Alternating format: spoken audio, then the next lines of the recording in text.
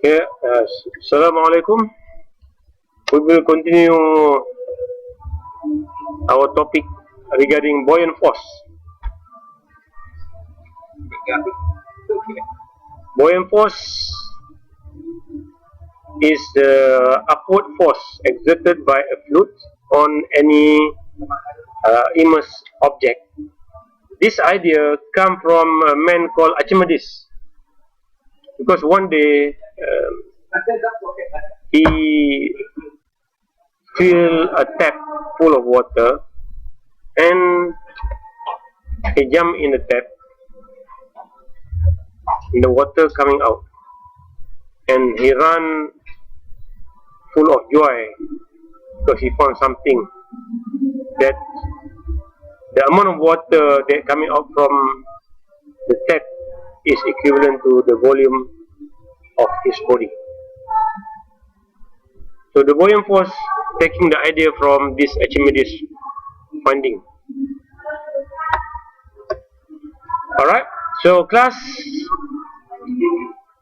if an object is in equilibrium, that means its object is not moving in the water. That means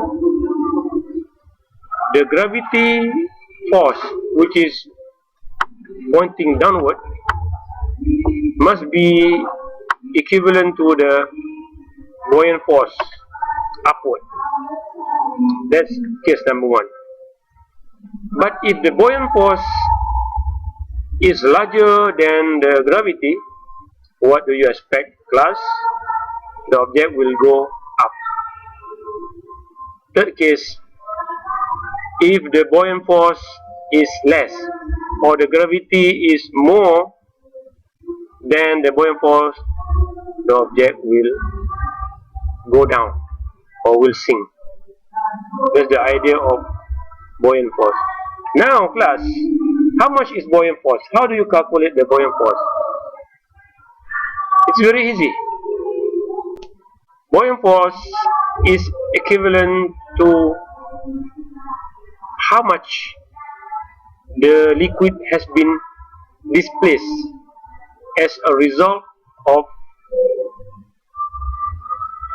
object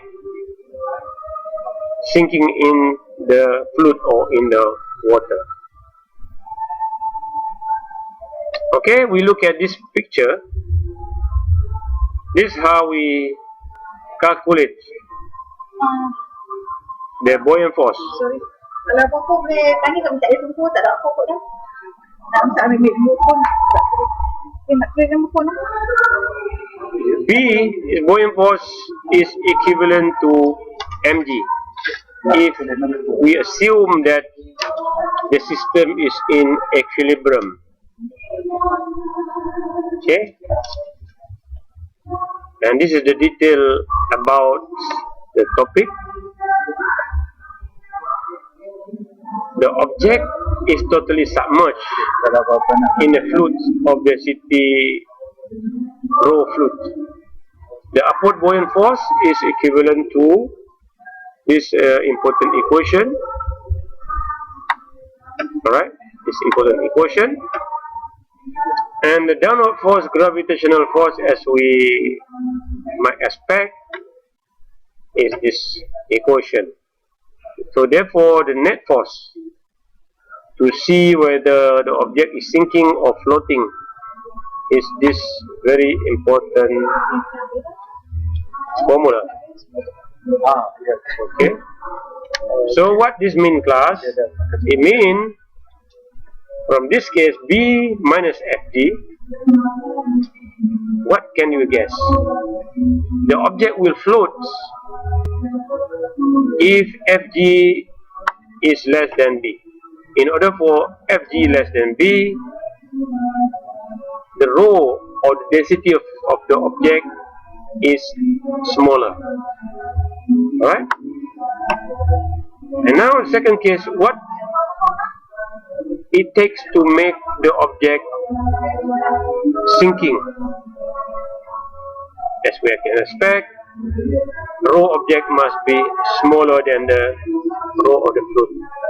In that case, again, in that case, object will float.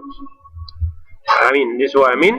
But when the object is sinking, B is smaller than Fg, which means the rho object is larger than the rho of fluid.